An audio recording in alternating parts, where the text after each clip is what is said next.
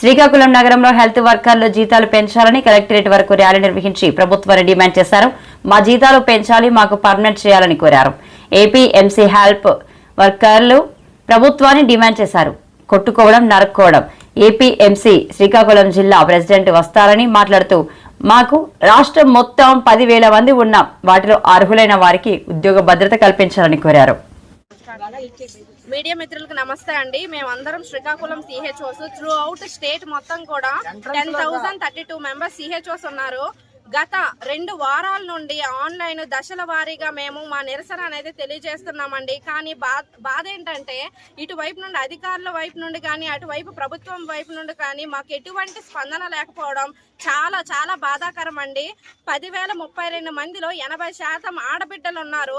ప్రతి ఒక్కరు కూడా ఆడబిడ్డ బాధపడితే మేము చూడలేమని అంటున్నారు. మరి ఈ రోజున గత 2 వారాల నుండి ధర్నా పేరుతో నిరసన తెలియజేస్తూ రోడ్ల మీద ఇంతమంది ఆడబిడ్డలం ఇంత ఇబ్బందులు పడుతున్నాం. మరి ఎందుకు మమ్మల్ని చూసి మీకు కనికరం కలగట్లేదా? ఎందుకు మమ్మల్ని ఇంత మాకు ఒక జాబ్ భద్రత కూడా ఇవ్వకుండా మాకెందుకు ఇంత కన్నీటి వేదన చూపిస్తున్నారు? కడుపు కోతకు మీరందరూ మేమెంత కడుపు కోతతో రగిలిపోయి మాది ఆక్రోశం కాదండి, మాది ఆవేదన. మా బిడ్డలు మా ఫ్యామిలీ రోడ్ల మీద ఉన్నామండి. ఎందుకు స్పందించట్లేదో మాకు అర్థం కావట్లేదు. మేము చాలా 6 సంవత్సరాల నుండి సిహెచ్ఓస్ గా రూట్ లెవెల్లో రూరల్ ఏరియాస్ లో రిమోట్ ఏరియాస్ లో వర్క్ చేస్తూ ప్రతి విషయంలో ప్రతి ఒక్క ప్రోగ్రామ్ లో ఎన్హెచ్ఎం ప్రోగ్రామ్స్ లో ప్రతి ఒక్క దానిలో కూడా సిహెచ్ఓ అంటున్నారు. మరి ఎందుకు ఈ రోజు మా ఆవేదనని గుర్తించట్లేదు మాకు అర్థం కావట్లేదు. ప్లీజ్ మేము రిక్వెస్ట్ చేస్తున్నాం, గైడ్ లైన్స్ ప్రకారం 6 సంవత్సరాలు పూర్తయిన ప్రతి ఒక్క సిహెచ్ఓని రెగ్యులరైజ్ చేయాలని చెప్పి నిబంధనలు ఉన్నాయి. దాని ప్రకారంగా మేము ఇప్పుడు ఈ మొత్తం సుమారుగా స్టేట్ మొత్తానికి 350 మంది ఉన్నారు. రిక్వెస్ట్ అందరినీ చేయమని అడగట్లేదు. 350 మందిని రెగ్యులరైజ్ చేసి మాకు పర్టికులర్ జాబ్ చార్ట్ని ఇవ్వమని చెప్పి మేము డిమాండ్ చేస్తున్నాము. అలాగే ఎందుకో తెలీదు, గత ప్రభుత్వంలో 2023లో 23% హైక్ అనేది ప్రతి ఒక్క ఎన్హెచ్ఎం క్యాడర్కి ఇచ్చారు. 180 పైన క్యాడర్స్ ఉన్నాయి. కానీ బాధాకరం ఏంటంటే మా ఒక్క సిహెచ్ఓ క్యాడర్ ని మాత్రం తీసివేశారు. మాకు వెంటనే 23% హైక్ ఇవ్వాలని చెప్పి మేము డిమాండ్ చేస్తున్నామండి. అలాగే ఎన్హెచ్ఎం ఉద్యోగులతో సమానంగా మాకు ప్రతి 5 సంవత్సరాలకి ఇంక్రిమెంట్, ప్రతి సంవత్సరం 5% ఇంక్రిమెంట్ అనేది ఉంది. సో దాన్ని కూడా వెంటనే అమలు చేయాలని చెప్పి కోరుతున్నాము. అలాగే మాకు పెండింగ్ ఇన్సెంటివ్స్, అద్దె బకాయిలు, అద్దె కూడా మేమే కట్టుకుంటున్నామండి. ప్రతి ఒక్కరు కూడా అధికారులు పేపర్ ప్రకటనలు ఇస్తున్నారు. 40,000 అంటున్నారు. ఈ రోజుకి ఏ ఒక్క సిహెచ్ఓ కూడా 40,000 తీసుకున్నది లేదు. సో మేము రిక్వెస్ట్ చేస్తున్నాము, మాకు ఏవైతే పెండింగ్స్ ఉన్నాయో వెంటనే మాకు అవి మా ఖాతాల్లో వేయమని చెప్పి అడుగుతున్నామండి. అలాగే సాధారణమైన ఒక ఉద్యోగికి జాబ్ భద్రత లేకపోతే అది ఎంతటి ఇబ్బందో మీకు తెలీదా?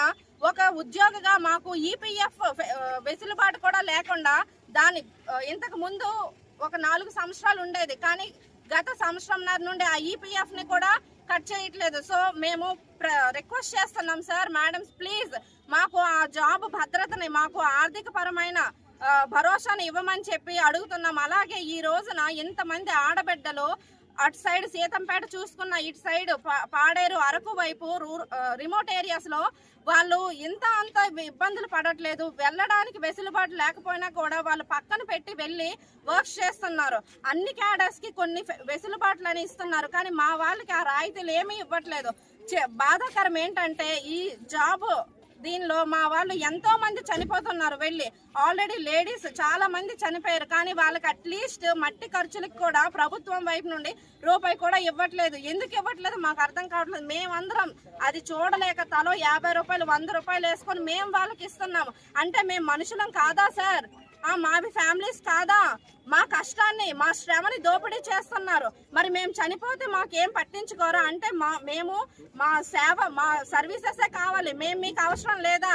ఎక్కడ న్యాయం సార్? ఎక్కడ ఈ అన్యాయం ఏంటి? ఇంత అన్యాయ ధోరణి ఏంటి సార్? ప్లీజ్ సార్, గౌరవనీయులైన ముఖ్యమంత్రి గారు సీఎం చంద్రబాబు నాయుడు సార్, అలాగే deputy CM sir Pavan Kalyan sir, మంత్రివర్యులు లోకేష్ సార్, అలాగే మా శ్రీకాకుళం డిస్ట్రిక్ట్ నుండి సార్ మంత్రివర్యులు అచ్చెన్నాయుడు సార్, అలాగే central minister Rammohan Reddy sir please మా వైపు చూడండి, మా బాధను గుర్తించండి సార్.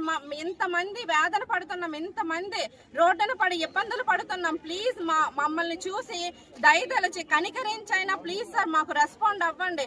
ఇంత ఘోరంగా ఉంటుందని మేము ఎక్స్పెక్ట్ చేయలేదు సార్. గత ప్రభుత్వంలో చాలా అన్యాయం మాకు జరిగింది, కానీ ఈ కూటమి ప్రభుత్వం మీద చాలా నమ్మకంతో సాధించుకున్నాము.